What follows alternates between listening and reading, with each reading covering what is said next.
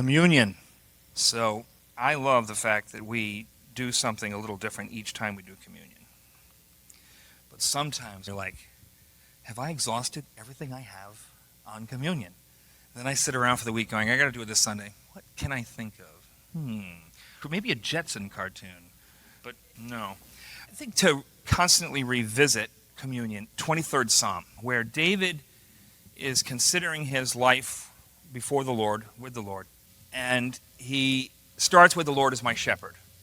Now for us, we have very specific images of shepherds.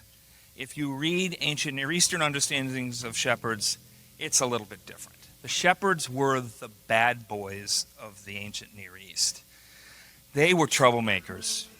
They spent an awful lot of time watching animals with nothing to do. And so they tended to get a little bored. And they were very aggressive. They liked to fight. They were very territorial.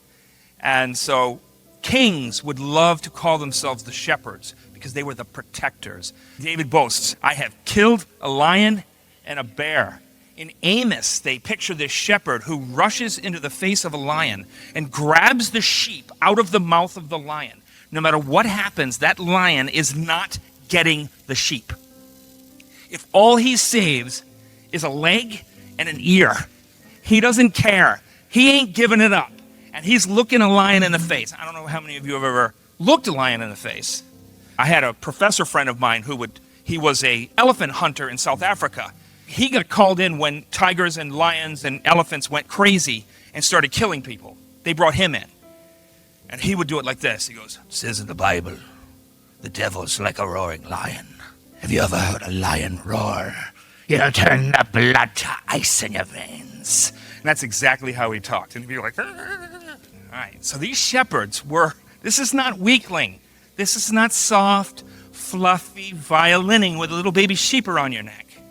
So David starts here, the Lord is my shepherd, my vicious, fighting, warrior, protector. And then suddenly something really weird happens in Psalm 23. He gets down and he says, you prepare a table before me in the presence of my enemies. You anoint my head with oil, my cup overflows. Surely goodness and mercy will follow me. All the days of my life I shall dwell in the house of the Lord. Now, we've got guys that have written books on Psalm 23 where they're really trying to force the shepherd and sheep image here. That's not actually what's happening. What David is doing is he's not following the I'm the sheep metaphor. He's following the Lord is the shepherd metaphor. And the great shepherds of the ancient world were the Bedouins. And the Bedouins had a strong code. And they were some of the earliest people in the world to form what we do as communion. What would happen is, to eat a meal with somebody is to make a covenant with them before God. To eat from a man's table was to become one with him. They would have a saying, that which is in you is within me, and we are made one by it. So to eat from a man's table was to become, for a time, part of his family, and to receive all the protection that this great shepherd warrior could provide for you. All the goodness, all the mercy, all the protection. In a Bedouin culture, you could kill a stranger without having to answer for it. Because you are a stranger, you are a threat. But when you eat from his table, you are not a threat. You are family. You are one with him. You're part of his life. You're part of his community. When we're taking the table, this is what we're doing. What I'm talking about here is the earliest form of communion. It's why communion exists. Because the taking and the sharing of the bread and of the wine, the eating from a person's table, is to become one with them.